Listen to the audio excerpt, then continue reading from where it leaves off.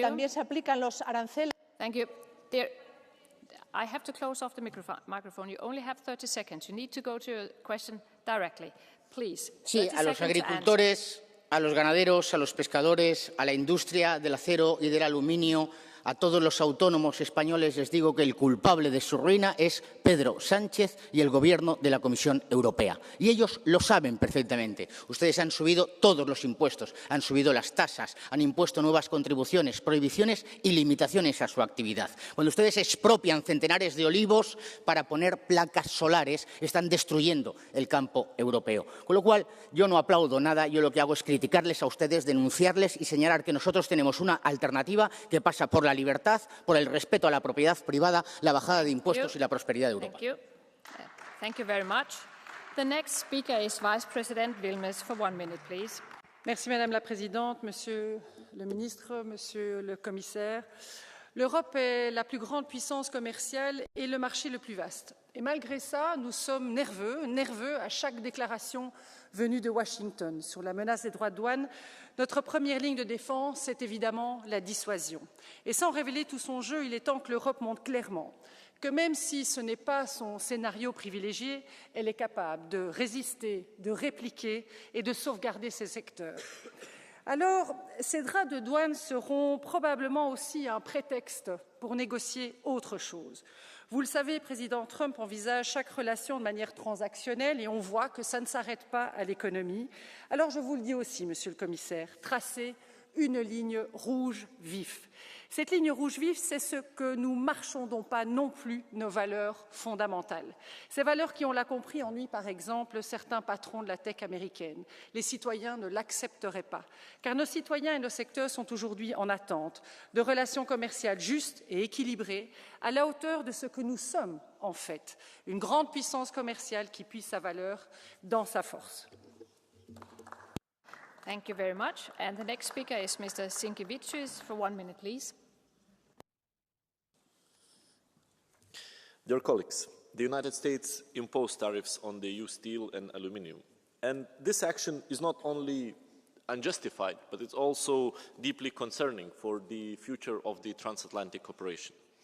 And let me be clear, we do not desire this outcome. Imposing tariffs between allies is counterproductive and, frankly, an absurd. Nevertheless, the EU has to respond firmly. Even so, trade wars weaken our shared economic strength and global influence. That said, tariffs and targeted economic measures can be important tools when dealing with regimes that threaten global security and stability, such as Russia and Belarus. In such cases, targeted actions is not just justified, it's crucial. The Commission's proposal to impose tariffs on Russian and Belarusian agricultural products and fertilizers is a step in the right direction, helping to reduce dependencies, strengthen domestic production and diversify our supply chains. We must fully utilize this tool and remain united in upholding a rule-based international order. Thank you. Thank you. And the next speaker is Ms. Sovko for 1 minute, please. Right. In the Chronicle of a Debt Foretold, Gabriel Garcia Marquez is speaking about the debt that will happen, and this is what we are speaking about for many months here and asking a commissioner to send someone to speak to the Trump administration, to talk to the people and to see this transactional deal that we can make with this new administration. But what happened, we are listening about lobbyist firm being hired in order to build the bridges. This is our preventive diplomacy, ladies and gentlemen, that the European Union is doing. We don't have a contact, and that's a crucial thing. This last night wake-up call, while we were sleeping, they were working, calls to strengthen our competitiveness, to invest in research and innovation, to reinforce our resilience in our economy and diplomacy.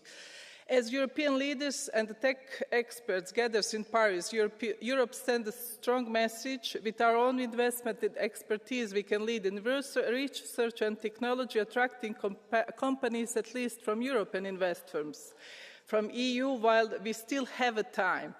While we much focus on the trade in goods, the US has a $104 billion trade surplus in services with the EU in 2023. We must leverage this advantage. Thank you. Colleague, thank you.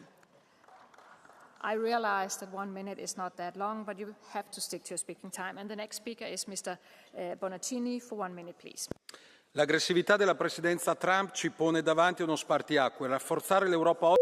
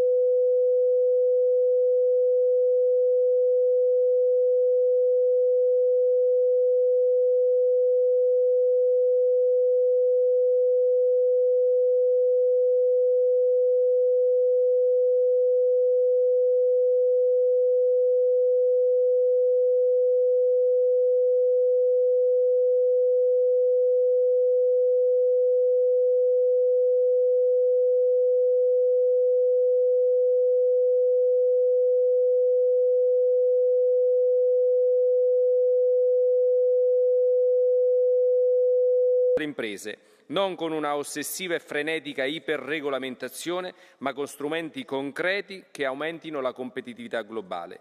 Se vogliamo essere un attore credibile e autorevole nello scenario internazionale, dobbiamo smettere di reagire e iniziare ad agire, perché un'Europa forte non teme il confronto, ma lo guida.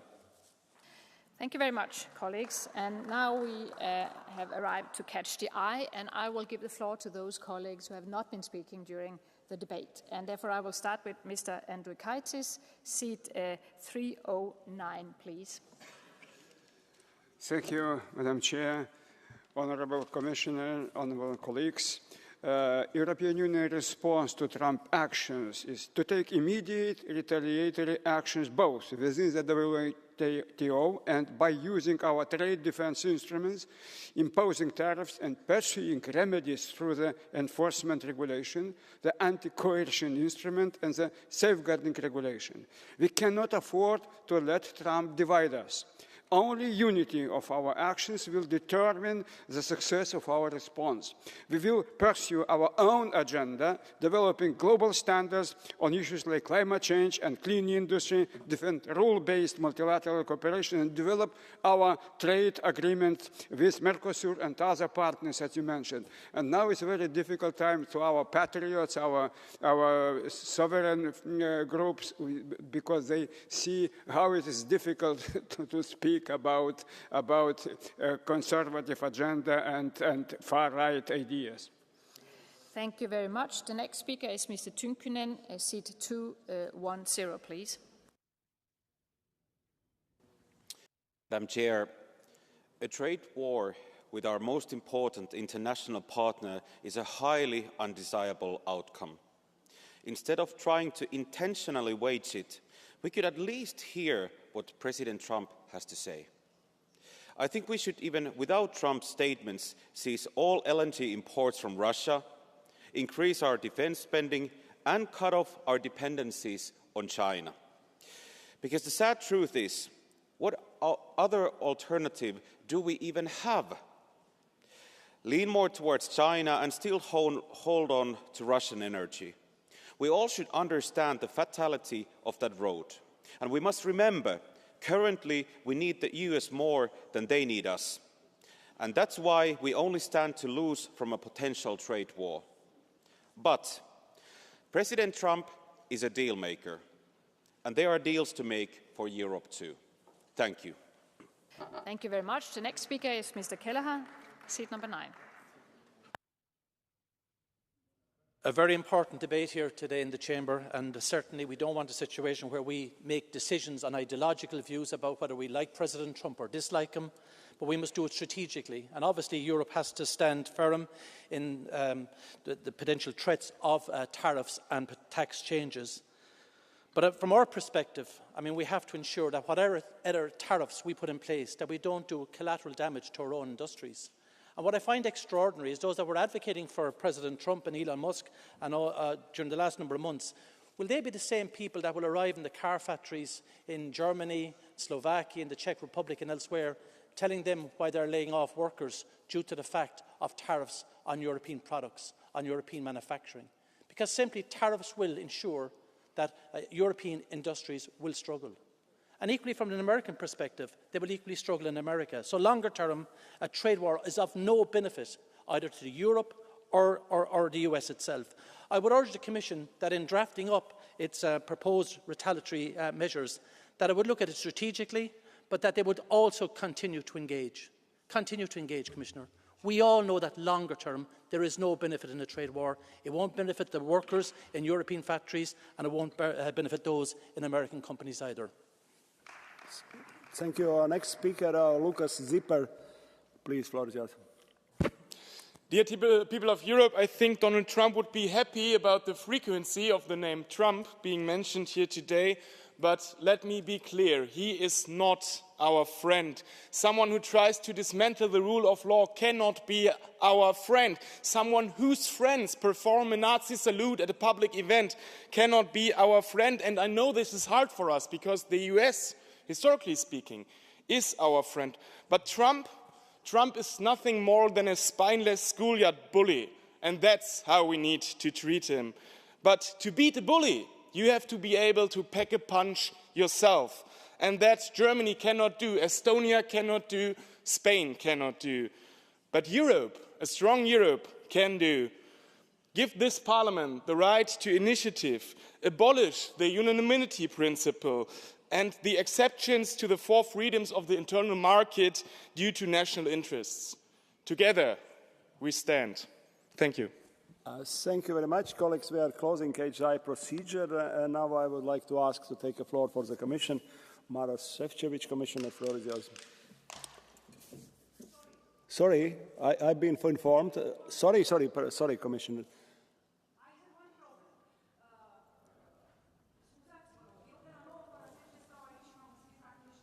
Sorry. I need the translation. Yeah? Sorry, there is no microphone. What kind of problem do you have? Yeah. I have my micro. Ok. De la 9 fără 10 particip la dezbatere și m-am înscris prima la Cash the Eye. Nu înțeleg să nu fim anunțați că nu ni se dă Cash the Eye pentru că am pus un cartonaș. Asta trebuie să se spună la începutul ședinței pentru a decide dacă eu pun cartonaș sau îmi păstrez Cash the Eye-ul. Este absolut nepoliticos și neregulamentar.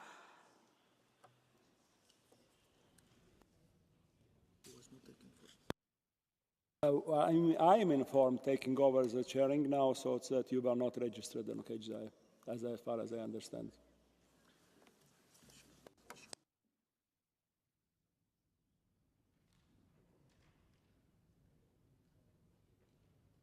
Okay. It was decided by my previous vice president colleague, and because we are in time limits, we are delaying vote, and that's why it was her decision. I cannot change it. Thank you. Please understand it. So, Commissioner, floor is yours.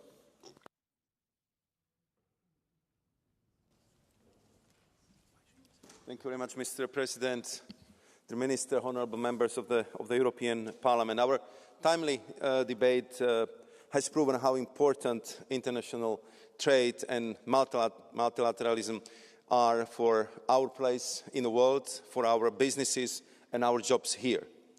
To all those who would like to close EU in any form of protectionism, I would like to remind that almost half of our GDP depends on our exports, that 30 million people are working in export-related jobs, and 2/3 of our production in the European Union get inputs from abroad.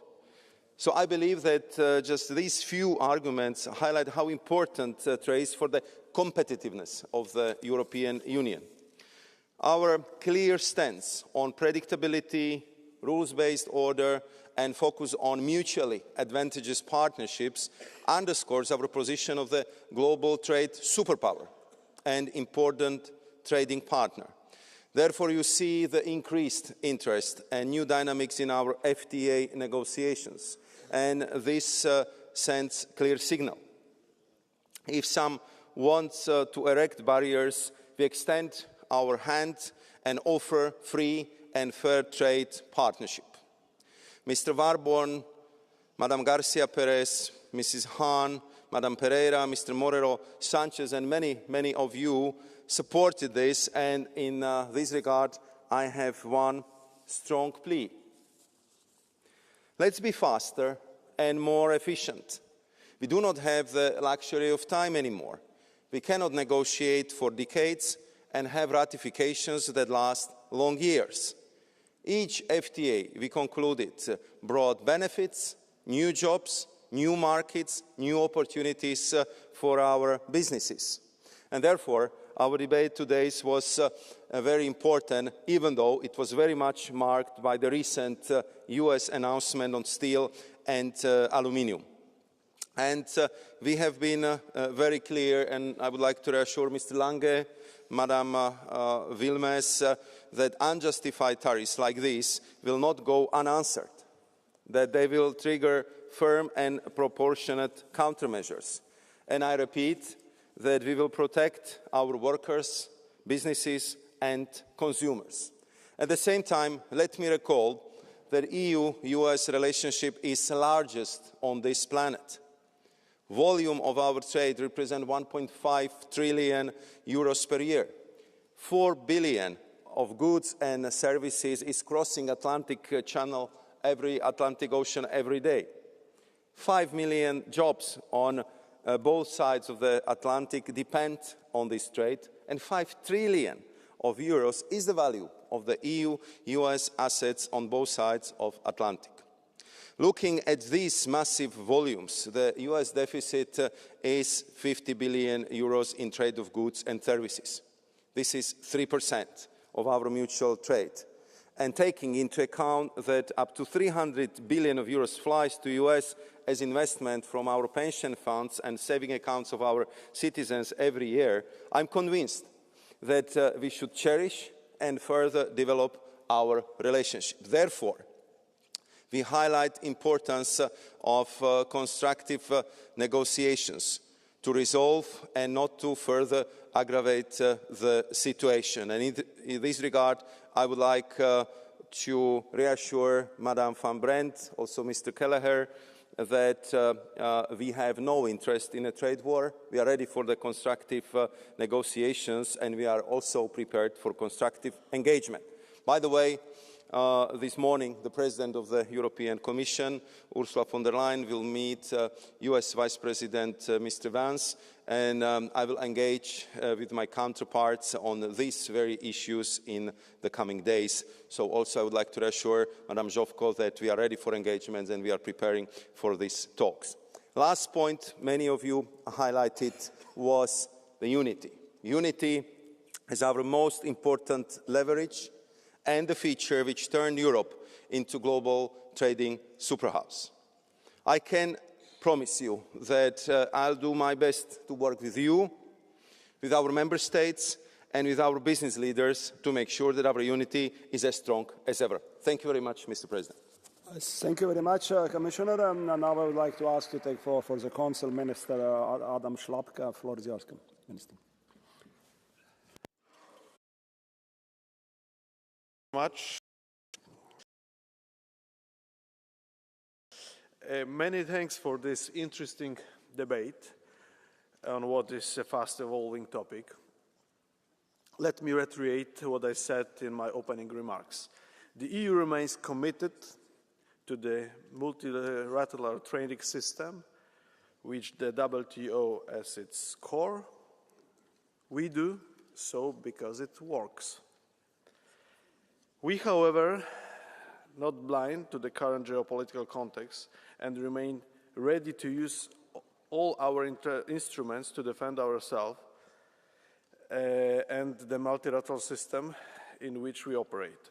In fact, being more assertive in protecting our economy from unilateral and unfair trade measures is not incompatible with working towards a positive multilateral agenda. As with so many other challenges that we face today, EU unity is our strongest asset to protect our trade interests. Thank you very much for your attention. Paldies, ministra kungs. Debates ir slēgtas par šo dienas kārtības punktu. Nākamais darba kārtības punkts - padomes un komisijas paziņojumi - patstāvīgs un nelaukāms Eiropas Savienības atbalsts Ukrainai 3 gadus, kopš Krievija izvērsusi agresijas karu. Un došu vārdu atkal padomes vārdā ministram. Про підтримку агресії Росії в Україні. І знову надаю слово пану Адаму Шлапку. У вас 5 хвилин. Будь ласка, вам слово. Дуже вам дякую.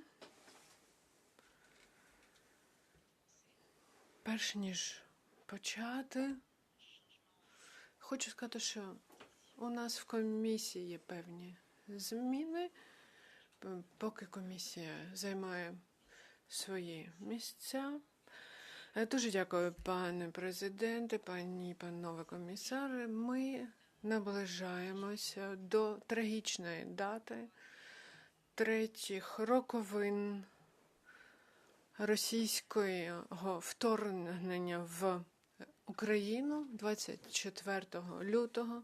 Росія постійний член Ради безпеки ООН розпочала незаконну агресію проти України, порушивши базові принципи Хартії ООН та міжнародного права. Але не забуваємо, що ця війна Росії проти України почалася від 2014 року незаконною анексією Криму та своїми діями на Донбасі. Наслідки були трагічними для України. В Україні відбуваються атаки проти цивільного населення, проти української інфраструктури посеред зими. До того ж, Росія бомбардує запаси продовольства і через це глобальна безпека під загрозою. Росія – це загроза не тільки для України, а й для всієї Європи та міжнародного устрою. Росія поляризує і підриває світовий порядок. Вона також підтримує глобальну кризу в сфері енергетики та продовольства. Від початку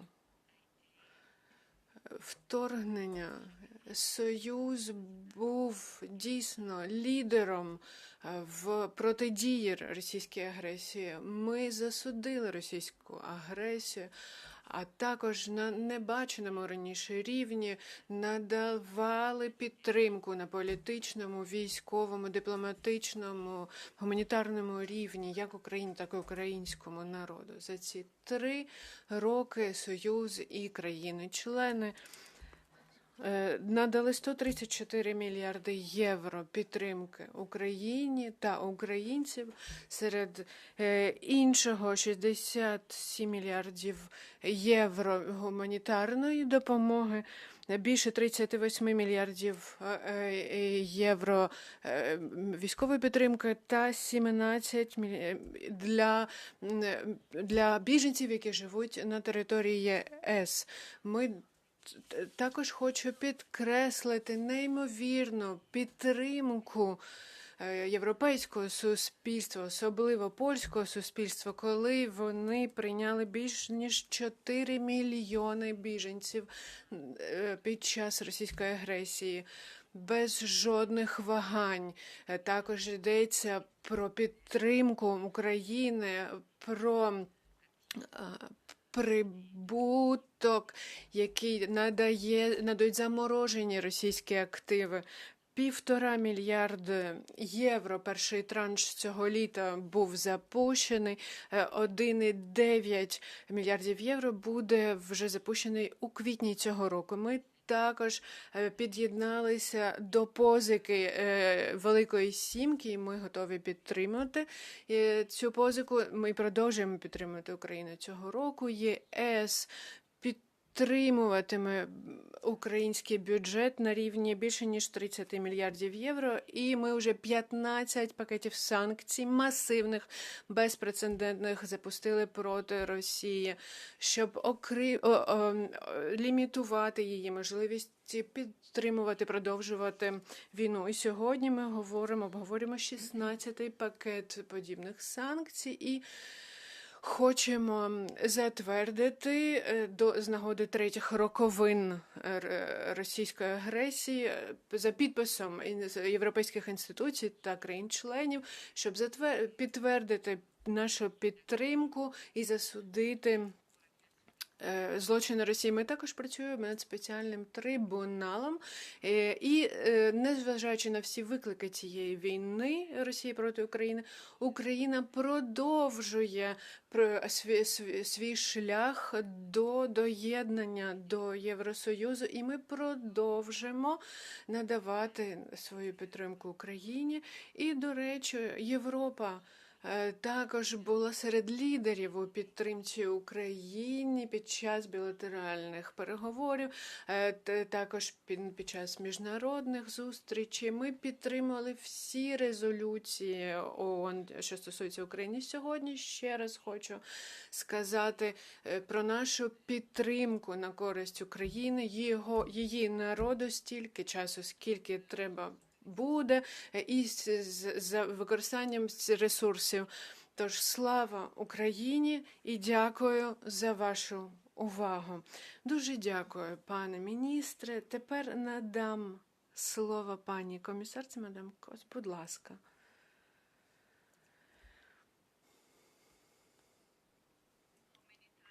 Скільки разів після Другої світової війни ми говорили більше ніколи. А потім відбулася війна на територіях колишньої Югославії, а тепер у нас відбувається російське вторгнення в Україну. Дорогі пані та панове, дійсно дуже трагічна дата. 3 роки український народ переживає невимовну трагедію, розбиті сім'ї, розбиті життя. Діти навчаються читати в підземних школах. 3 роки люди не можуть жити зі своїми близькими. 3 роки люди бігають в підземні сховища майже кожну ніч. Утім, український народ показує свою стійкість. Вони захищають не лише свій народ, але й свої цінності і своє майбутнє. Майбутнє, яке вони бачать як в складі Євросоюзу. Коли я вступала на свою роботу під час візитів до Києва, я зустрілася з паном Маркевичем, який провів 2 роки у в'язниці. Він сказав, що мені допомогло вижити це вірити в свої цінності. Він вважає, що ЄС – це гарантія чесності, демократії, солідарності і прав людини. Його мрія, його впевненість дали йому надію в найскладніші часи. Українці повертаються в сторону Євросоюзу, тому що тут вони бачать світ з цінностями. Тому що ми знали епоху, коли не було епохи Великої Сімки, це був інший світ. Отож, питання, чи ми будемо жити в світі, де військова потужність буде диктувати світовий порядок, або ж ми житимемо в світі, де право, є верховенство права. Українці дають нам приклад і надихають нас, але недостатньо з нашого боку. Йдеться не лише про боротьбу українського народу, вони захищають наші цінності і нашу безпеку. Україна потребує нашої економічної і військової підтримки на довгий термін. І боротьба України – це також боротьба Європи проти російської агресії, це єдність проти розділеності.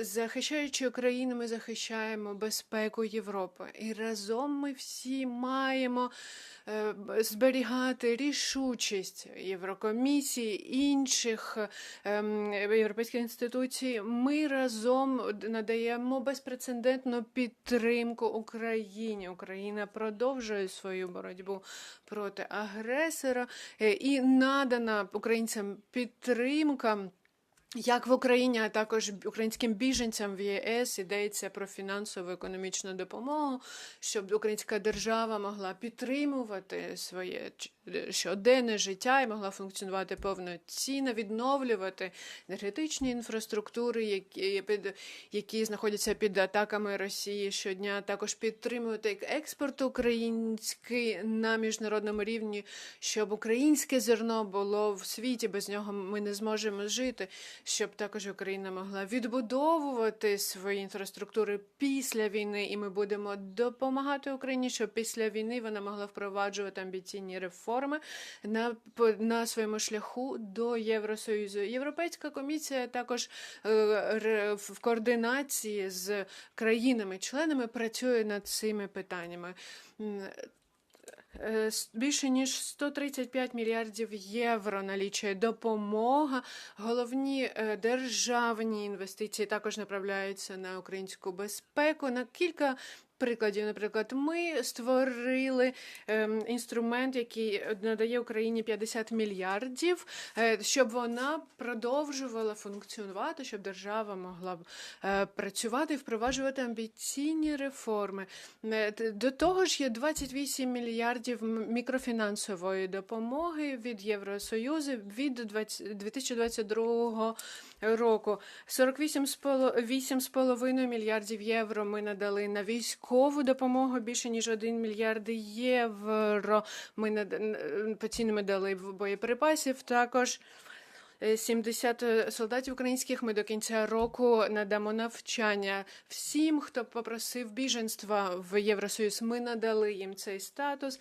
Також фінансові інституції працюють, щоб надати Україні можливість відбудовувати свою інфраструктуру і, власне, державу після війни. Ми підвищили розмір цієї допомоги і ми маємо продовжувати в цьому ж режимі. Ми хочемо, щоб Україна була в позиції сили, щоб розпочати переговори щодо закінчення війни, щоб Україна мала гарантії для тривалого і стійкого миру і безпеки. ЄС продовжуватиме використовувати прибутки від заморожених російських активів, щоб підтримувати військову потужність України та фінансувати репарації Росії за українську інфраструктуру. ЄС також готує інший пакет санкцій, щоб надати можливість лімітувати можливість Росії продовжувати цю війну. Ми також будемо підтримувати Україну під час запровадження реформ на її шляху до єдності приєднання до ЄС. Це також дає підтримку українському народу, який живе в дуже важких умовах, і ми маємо це визнати. Це спеціальна політика, і ми маємо відповідно до неї працювати, відкривати кластери щодо головних питань, як не раніше цього року. І наш меседж Україні дуже чіткий. Україна є частиною Європи. Ми будемо разом з вами, і ми разом з вами будемо йти до Євросоюзу, де ви маєте, власне, бути як повноцінний член. Дуже дякую, пані комісарко. Я надаю слово пані месьє Макелю Галлеру. Дуже дякую, пане президенте, дорогі колеги українці. З дуже сильною підтримкою я звертаюся до вас напередодні третіх роковин російського вторгнення в Україну. України приносять себе в жертву в ім'я свободи своєї країни у відповідь на терористичну поведінку Путіна і Росії, який йде проти прав людини і їх порушує. І якраз в своїх імперіалістських планах ми бачимо, наскільки Кремль розглядає Україну як несправжню державу. Ми завжди захищаємо суверенітет України, тому що Україна захищає наші цінності. Українці перші хочуть закінчення цієї війни. І ми підкреслюємо, що нічого без України про Україну. Ми зустрінемося в Мюнхені. Нічого не має вирішуватися без нашої участі, європейської участі. Це наша відповідальність. Ми маємо гарантувати безпеку Україні, а також підготувати її доєднання до Євросоюзу і до НАТО.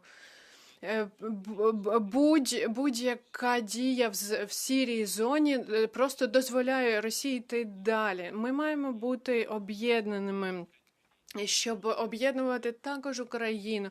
І я закликаю адміністрацію президента України і також головнокомандувача України відмовитися від будь-яких політичних ігор, і щоб президент мав всі свої повноваження. Ваш ворог – це не Верховна Рада, ваш ворог – це Кремль.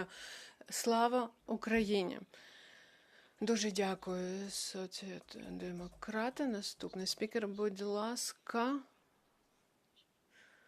Дякую дуже. Через кілька днів це буде дата третіх роковин варварського вторгнення Путіна в Україну, який вірив, що ця війна триватиме кілька днів, але героїзм і рішучість українців дозволяє їм сьогодні чинити спротив. Росія, навіть довелося північно-корейських солдатів використовувати. Ми продовжимо підтримувати Україну, щоб вони і надалі надавали послуги українцям, щоб створювали умови для економічного розвитку і перезапуску після закінчення війни.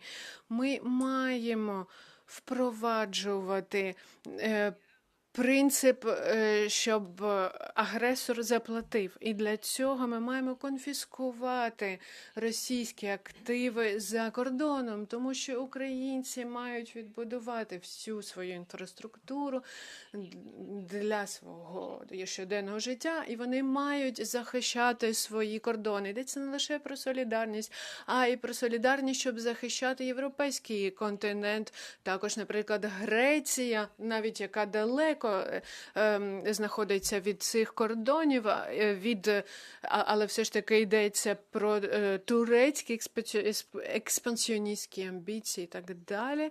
Дуже дякую, пані Чабар. Дуже дякую, пане президенте. Для Що стосується цієї війни, ми, звісно, маємо її засудити.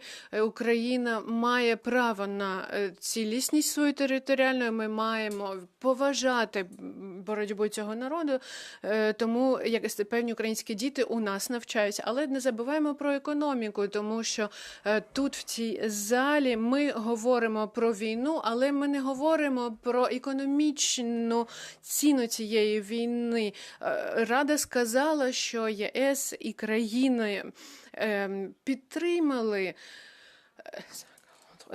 на розмір 134 мільярди євро, і це більше, ніж структурна підтримка Європи під час всього цього часу. Це 10% бюджету на 7 років Євросоюзу. А що ще більш шокує, це перспективи. США прибере швидше за все свою підтримку Україні, і все ж таки, а ми продовжуємо її. Тому ми продовжимо платити за цю війну і підривати економіку Європи, яка буде стагнувати. І тому питання, а де ж ми будемо шукати ці гроші для сільськогосподарників? А медіа нам сказали, що є багато про це роздумів. І, до речі, медіа отримали дуже багато фінансування від адміністрації Байдена, це вже доведено. І також потрібно європейським жителям платити певні рахунки, але чи маємо ми платити ціну цієї війни? Дякую. Вже скоро виповниться 3 роки з моменту початку повномасштабної агресії війни Росії проти України. 3 роки жорстоких руйнувань і величезних жертв.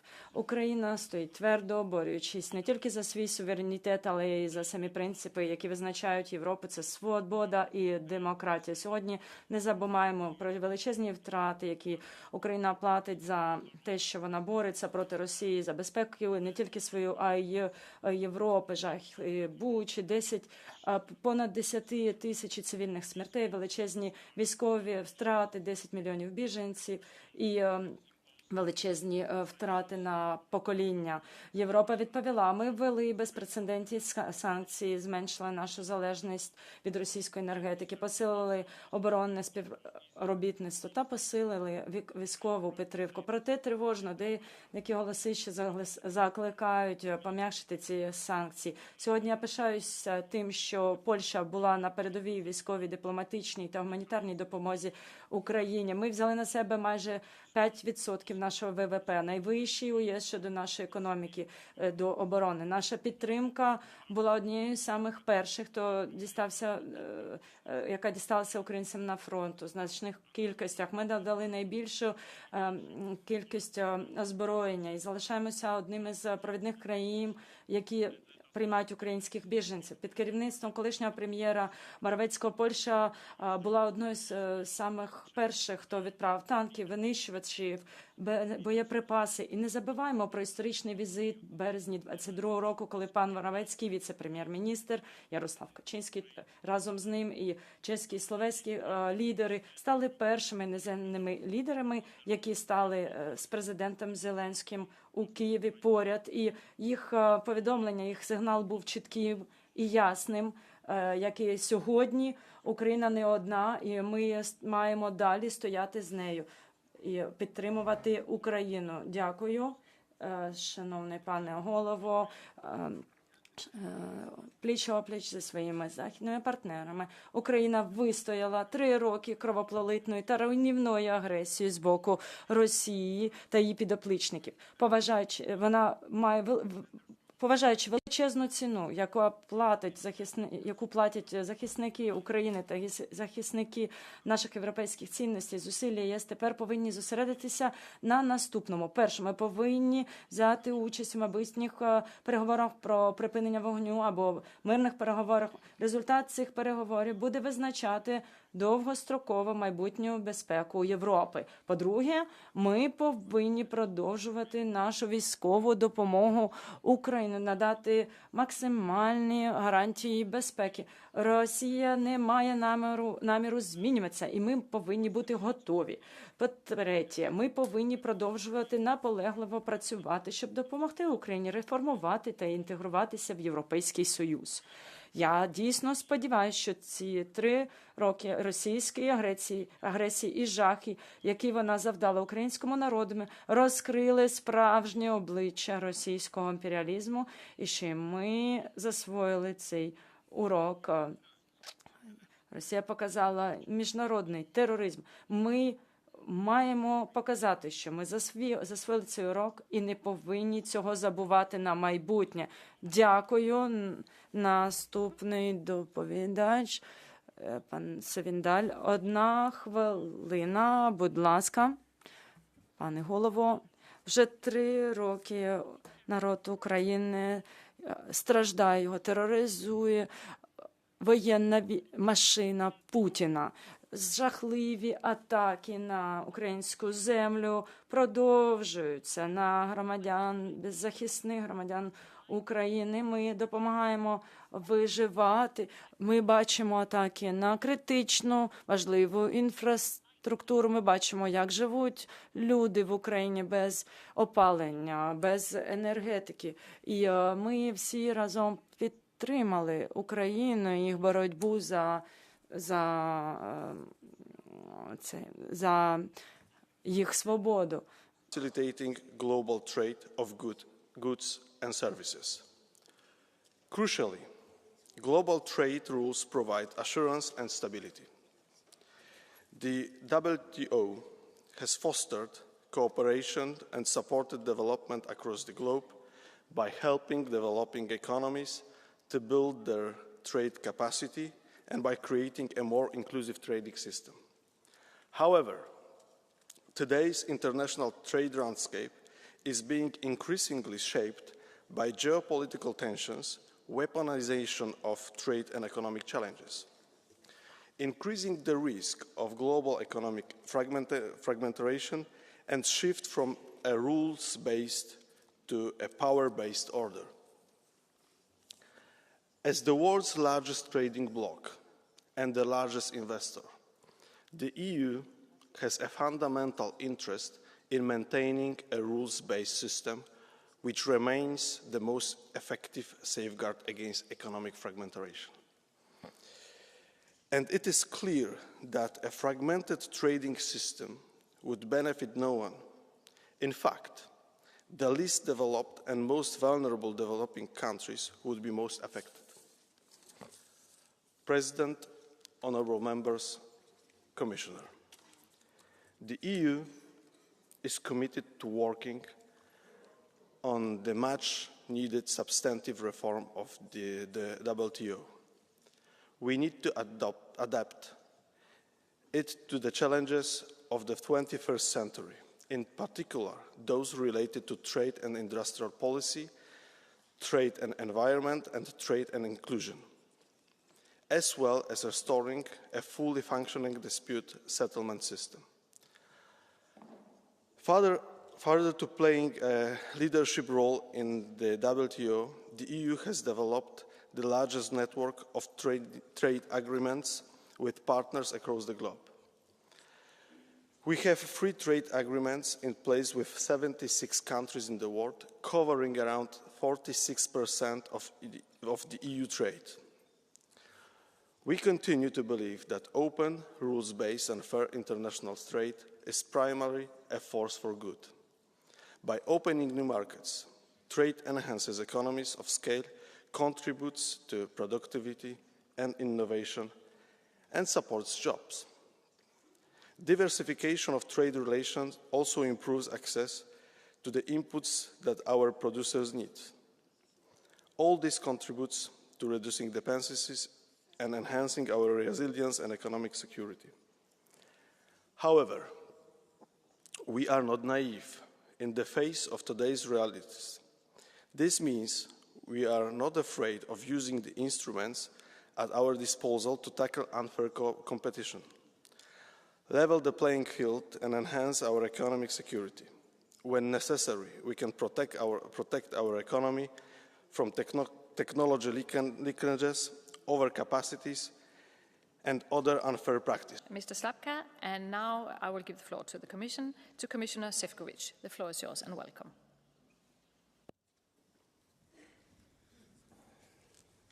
Thank you very much, Madam President, dear Minister, honourable members of the European Parliament. Europe faces an increasingly complex world, marked by, among other things, rivalry and unpredictability that impacts our trade relations around the world.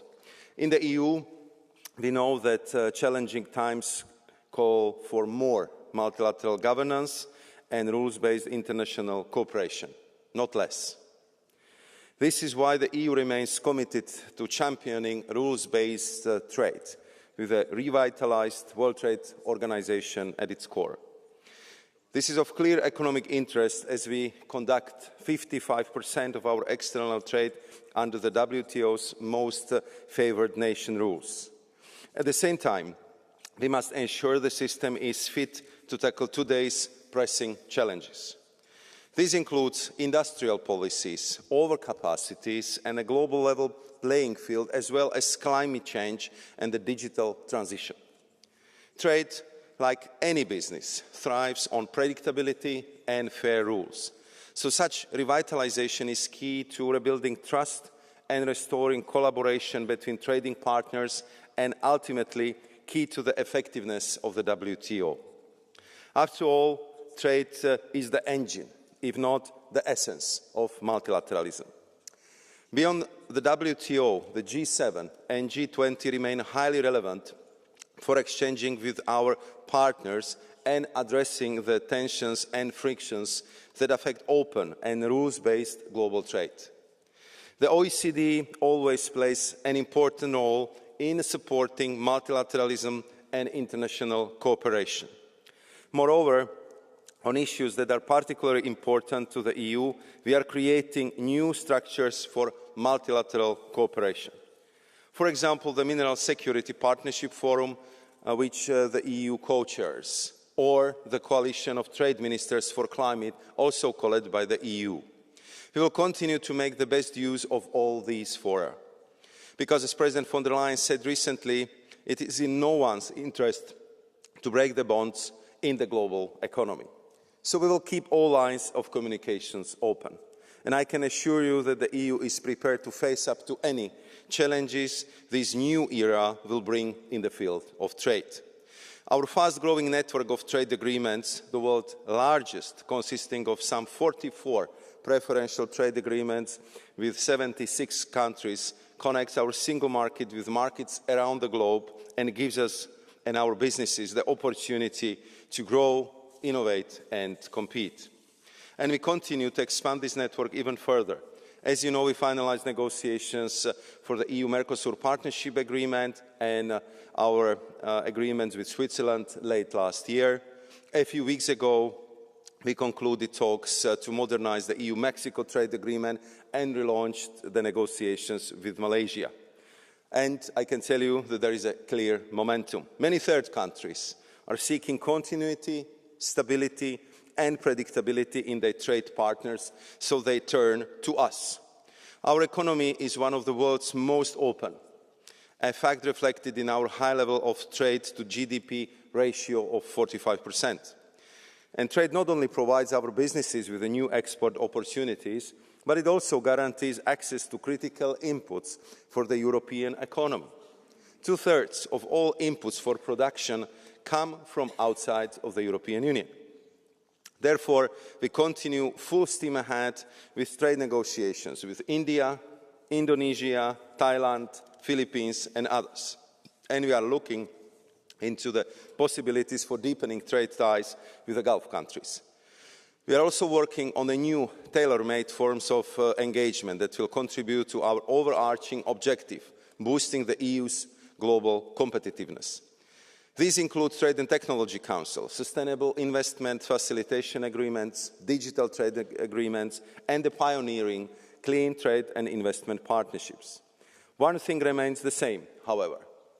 We seek mutually beneficial partnerships centred around stability, fairness and sustainability. And this sets us apart and is an increasingly strong selling point. At the same time, whenever needed, we will protect our openness, our industry, and our single market. And this brings me to the EU's economic security, another imperative in today's world of stark competition. First, we are strengthening the tools at our disposal, while also ensuring their effective use. This includes the revision of the FDI screening regulation, as well as moving towards an EU approach on dual-use export controls and outbound investment. Second, under the European Economic Security Strategy, we are assessing key risks to our economic security. An in-depth understanding of these threats will inform our mitigating measures, all to be crafted in a proportionate and targeted manner. And ultimately, we will develop a doctrine on the use of our economic security tools to ensure they're deployed when needed, a coordinated and consistent way. And third, we are engaging on economic security both in G7+ format and bilaterally. Further strengthening ties with partners who want to cooperate to address the risks we face is of key importance, especially in the geopolitics of today. And now, turning to our relations with the United States. Unfortunately, tariffs came back overnight. The President of the United States signed a proclamation imposing 25% tariffs on all steel and aluminium imports into the US as from 12th of March. He has also announced reciprocal tariffs on other products coming this week. We deeply regret these decisions and announcements. The EU sees no justification for the imposition of tariffs on our exports, which is economically counterproductive, especially given the deeply integrated production chains established through our extensive transatlantic trade and investment ties. Tariffs are taxes, bad for businesses, worse for consumers. And by imposing tariffs, the US will be taxing its own citizens, raising costs for its own business, and fueling inflation. In addition, tariffs are not only harmful for the trading partners directly involved, but also risk having disruptive effects for many others, as well as the global trading system as a whole. Put simply, it is a lose-lose scenario. And as I said last time I was here, we will always protect our interests from unjustified measures in line with our values.